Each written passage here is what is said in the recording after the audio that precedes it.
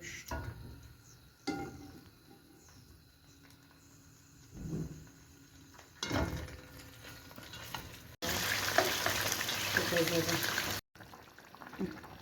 Xorşun çok hoşuna giderdi.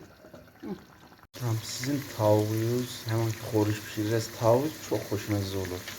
Məxsusən qonaq gələndə pişirəndə.